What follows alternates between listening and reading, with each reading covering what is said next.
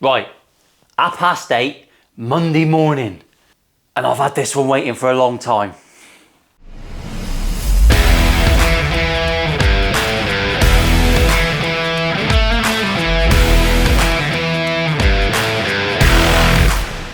Battery exhausted, she says. I'm fucking exhausted. Right, welcome back everyone. My name's Paul, this is Milehousestudios. This is the Monday fluff piece slot. There's some signs here, you might want to read them. You might want to subscribe, that one's quite important. I swear a bit, if you complain, I won't care. This is a weird one to film. It is a weird one to film. This channel has grown exponentially, way more. It's humbling, it's very humbling. I'm not going to cry, not on camera anyway. And I get sent guitars, you all know this. I get sent donations, some mingers, some middle of the roaders. Do these up, Paul, and we sell them for charity, and that's phenomenal. It makes me feel great. I get to grow as a guitar tech and a luthier, because the more you work on all these other different brands of guitars, it really can only be a positive thing. Well, someone sent me a worldie. I can only describe it as a worldie. I'm not going to beat around the bush. I'm going to get it out. Now, I've filmed this intro before, but I was missing a tool I didn't realise I needed. The gentleman that's donated this asked to remain anonymous, which makes him even more of a legend.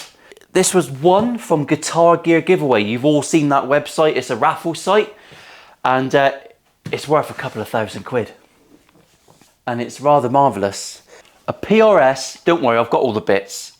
A PRS Custom 22 from, I think, around 2002. It's hard to hit the video with the usual amount of vigour and excitement because I'm blown away. I am genuinely blown away that someone has donated this for us to sell for charity. It's got all the gubbins, the PRS Guitar Gear Giveaway Custom 22s. It's a 2008 vintage natural PRS. That's what you get if you win from Guitar Gear Giveaway. The PRS stickers, all the case candy, the guff, the stuff that you get, it's all in here from the day it was purchased. I don't know anything about the story of the guitar, who owned it, what. I'll put the case aside, it's a little bit cumbersome. So the long and short of it is, the anonymous gentleman, the legend, we'll just refer to him as the legend. When the ledge won this, it came to him in a state where it needed a bit of work, which I didn't realise they did that over there, but they do. These guys buy guitars from all over the shop, and they've obviously picked this one up. It is an absolute whopper, and but it's had a bit of a life. 2008, it's getting on now, 17 years old. So I've got all the bits, they were all in the bag, and I'll show you why.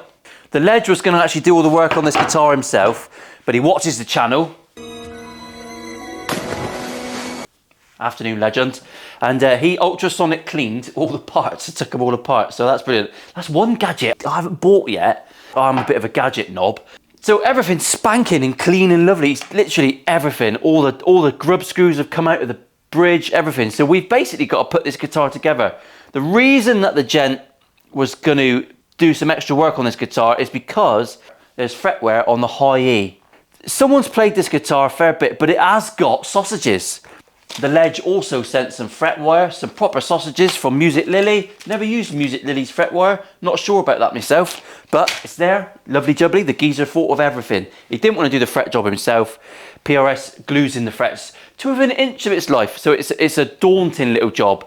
I don't think it needs a fret job, I think it just needs a level and recrown, which is what I'm going to go at first. I don't think it's ever had one. The frets are still very big, and there's nothing to lose by doing that. It's just a little bit of time. So that's going to be the first port of call. I've had to buy a special Allen wrench because I didn't have that one. Allen! He's indoors today. Can't hear Allen, thank fuck, noisy prick. I had to buy a special wrench because PRS has got a very limited nubbing space. That's my solder nubbing. So I've got that one now. I can straighten the truss rod. I'm going to re-raffle this one. It's a £2,000 guitar. The ethos of the channel is, if I sell guitars, I want people to get a bargain. So I would sell it for 1,500 quid, probably.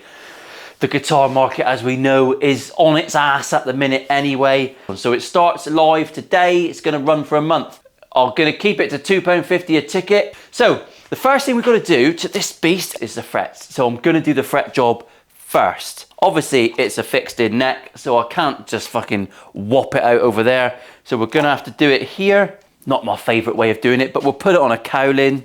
Right, little Dave's got a good angle. You all right there, Dave? Give us a nod. Yeah, that's fine. We're pretty well supported there. Everything's nice and level. Let's just check. Shall we have a little look at what the radius is? I know nothing about this guitar. I know very little about PRS guitars. 9.5 radius. Traditionales. I like it. As soon as I turn the cameras on, fucking dog starts going mental outside. We're about as flat as we're going to get. So I'm happy to give it a little touch up. Pretty well sealed in fretboard.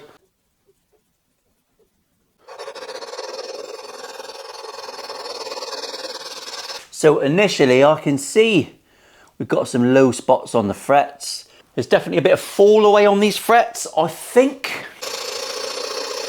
Pretty much getting to the bottom of any of this fretwear, and the frets are still massive. So I'm going to carry on just grinding away. I'm taking hardly anything off, but I'm going to keep going until a few signs of red pen, and then we'll come back and we'll do a bit of recrowning.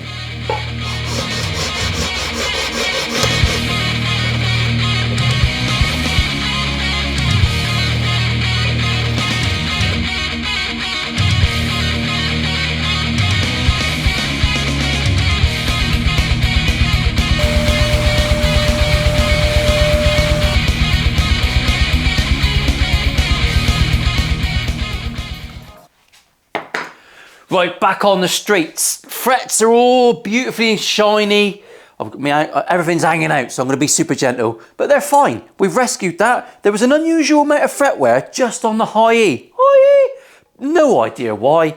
Really weird to see that. But these are still sausages. They're still massive. And everything's fine. There's a few little marks and dings on the fretboard. She's got character. She's had a bit of a life. So this guitar originally shipped with Dragon humbuckers, but as per usual, lots of people swap out the electrics on PRS guitars, and this has got Seymour Duncans in it. SH4.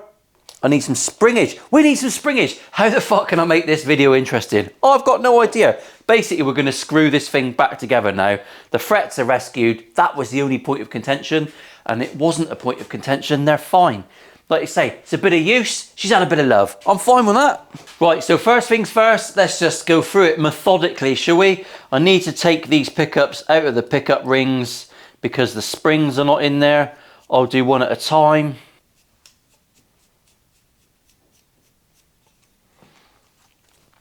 Not going to worry about pickup heights for the minute. Right, humbuckers in. I don't think I've got to do anything to the electrics. That's all just as it was originally, which is nice. The trem claw is still in, everything's still earthed. So naturally the next thing we're going to put in is the trem. Before I put that in, I've got to put the thing back together because it has been stripped to within an inch of its life. And it's fucking minty clean. It's minty clean. Let's get this little dirt box out of the way. Look at my setup here. It's how unprofessional is that? I need to make something a bit sexier, I know I do. So just a little side hustle today, gents, with Mr. Cordy behind me. If you haven't checked out that channel, I suggest you do. This guitar is being raffled off for Man Down UK. We've all done the mental health thing. We've all talked about it in the videos. And you talk to each other in the comments about it, and you fucking should. If you're feeling like shit, put it in the comments. Someone will pick you up, or at least try to. And on the flip side, ask people the awkward questions. Are you feeling like shit, John? What's going on, Dave? What the fuck? Where have you been? Get hold of your mates, be a mate. That's all we're going to ask. This is going to go to Man Down, and once again, the gentleman that donated this, who is anonymous and will only be known thus forth as the legend, has made a fucking monumental difference. That guitar might actually save a life. It might save 10 lives. I don't know. I hope it doesn't have to save any. Band together, do what you can, all right? Be the best mate you can be. Back to the funnies. Right, so the trem is in a multitude of parts. Top of our trem there. And in here we've got all of the Allen bolts. I'm just making sure that they are all the same length, because quite often these are staggered. And if you don't put them in the right order, you're in shit street with no shoes on, which is the same as being up shit creek without a paddle. But different places, different colloquialisms. That was a big word for that fucking carrot crunching twat. I must say, I am very much enjoying this little tinker. It's not very often you get such a prestigious guitar across the bench. I actually value a PRS of that standard more than I do a Fender or a Gibson. I just prefer it. So basically we're just popping these in. They should go in nice and easy, no power tools needed. And I'm just gonna get them to show out the bottoms. We'll whip through them and then we'll screw them on.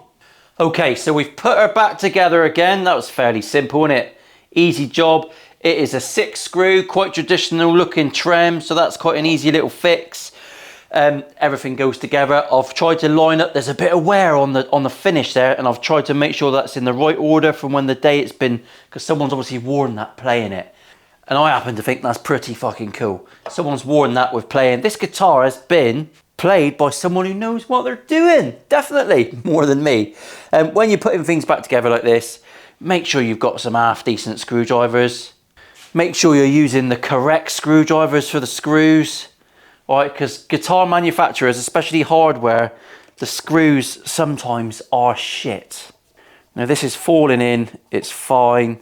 There's not a lot of resistance.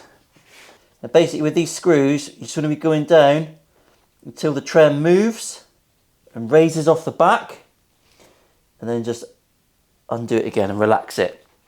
So interestingly, the bridge screws just pop through the back on these. Never knew that. Don't make any difference, does it? Matter of fuck. I've got very little experience of PRS guitars. I don't know how much they've changed over the years, but this one is lovely, isn't it? It is nice, very cool.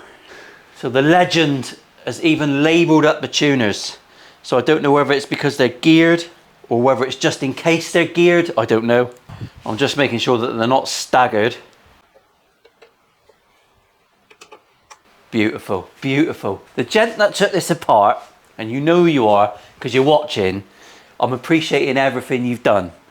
You are better than a man after my own heart. Love it. You've given this a proper bit of a think about. While I'm looking at this guitar of impeccable quality, let me remind you of this thing. The shitter, the first ever guitar I made on the channel. We were on the road to 1p, weren't we? So I wanted to make a guitar that cost me 7p, and it was about 7p, and see if it held up. And to be fair, it's still downstairs, it's still on the wall. I play it every now and again. It's an utter piece of shit. It was just an exercise in video editing, camera skills, and if you're ever fucking stupid enough to go back and watch those videos, you'll see how far I've had to come just learning how to do all this bollocks. But it has got me thinking. The reason I'm bringing it up is because someone moaned the other day that it was a stupid idea and a waste of my time and skill to make a guitar out of such shit wood. They might be right. Probably, but have a little look at this. So this is the pallet wood guitar number 2. All right, it's made out of shit. It's pallet wood neck with a wenge strip in it. Music Man shape inspired by the Tank Man guitar. I've put a flamed maple top on, which we're going to do faux binding. I can't believe I'm fucking discussing this. I'm going to send this out into the world. Probably the UK, the world's a little bit ambitious. I've already spoke to a few gigging musicians.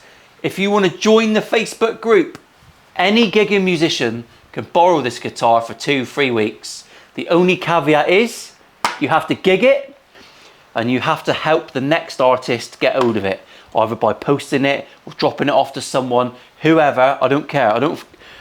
This is going to go from Plymouth all the way to Scotland and back for 12 months, and we'll keep an eye on it. And we'll see if this piece of shit made out of shelves from the Howden's warehouse, whether it lasts. Let me know what you think down below. We've got the utmost of quality and the utmost of shite.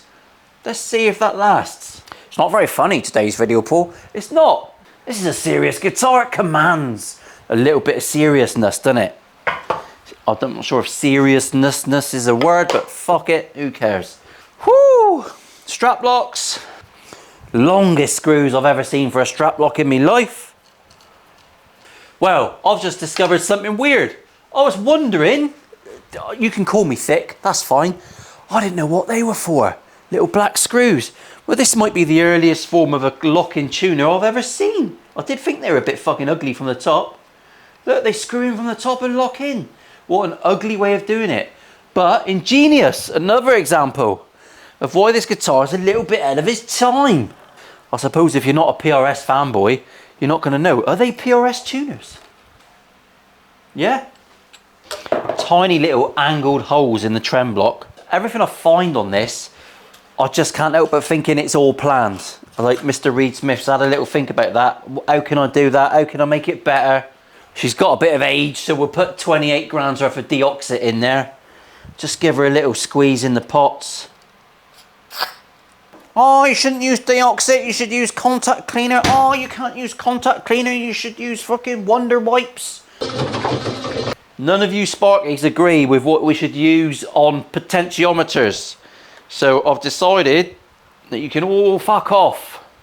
I've been dying to do this guitar, I have. It's been sat here for quite a while. The geezer probably thinks I've sold it and fucked off on holiday. So many things have happened, and so many, this YouTube like just changes the game all the time. Any of you got PRSs? What do you think? Tell me below, what do you think of your PRS guitar? They've certainly cornered the market on pretty guitars. Never been my thing, I've got to say.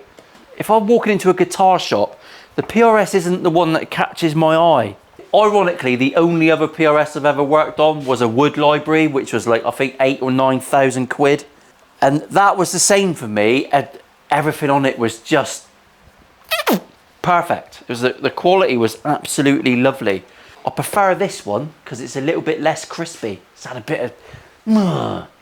So, obviously, it can only have NYXLs. Only. Thank you to Dario for my shop sign, and for me screws, and for your ever-loving sponsorship. Onwards with the Darios. Now, the one thing I don't know about is the state of the nut at the minute. I'm going to stick this one back on.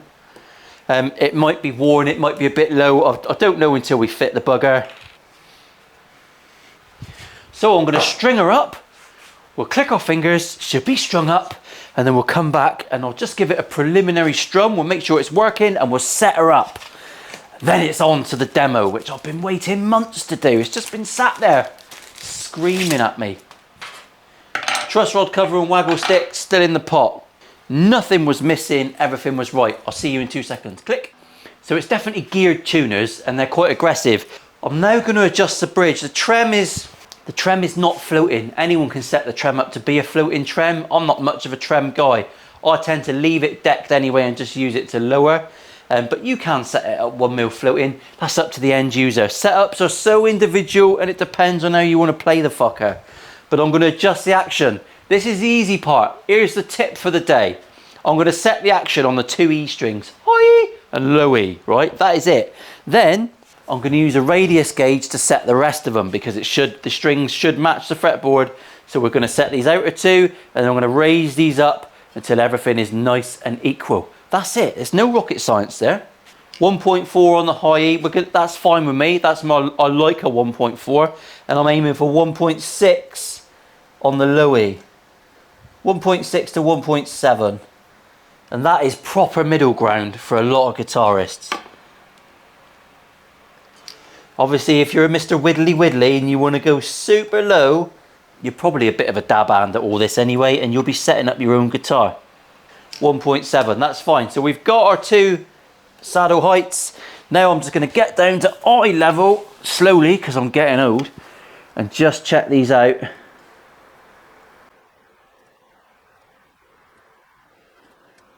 We're in tune. That trem is just starting to float, just a smidgen. We've got 1.7 on the low E. We've got 1.45 on the high E. We should now have no issues. So one thing you've got to watch out for on the old PRS is that because of the body carve and the bridge is set nice and low, look, it's a carved body with a trem. So it's a mixture of Gibson and Fender you could think of. So these pickups, even though they're sat in rings, they want to be right down in that ring. Don't get carried away. They want to be sat in there.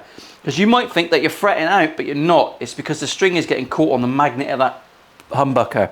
Right, truss rod cover on. Let's go down and do a cheeky demo. I'll see you down in Fritzl's. Now, we're going to be starting to tweak things.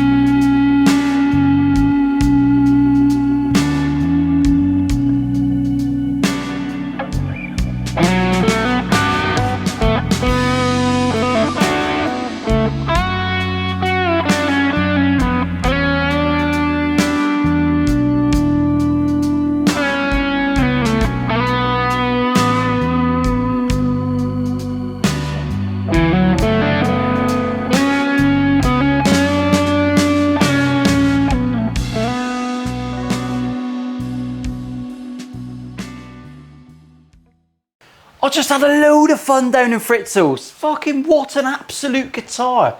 I'm a little bit converted. I always am every week. It might be a £200 Harley Benton shitbox. It might be a £2,000 PRS. The raffle link is below. I suggest everyone enters. Don't buy more tickets than you can afford. I hope you enjoyed the demo. I struggled through it. I'm getting better. I do practice quite a lot now, but it's not showing, so perhaps I shouldn't admit that. I'll see you next week, everyone. Special wave. Thank you for enduring what probably wasn't that much of a funny video. There weren't many jokes going. I was nerding out on this one. I was really, it was an honor getting to know such a wonderful instrument. Thank you for everyone for watching. Thanks to everyone who subscribes. If you've not subscribed, I can't fucking respect that. So sort your life out and go and subscribe. It takes 4 seconds and it's massive for my ego, which is already massive. See you later on. I'm waffling.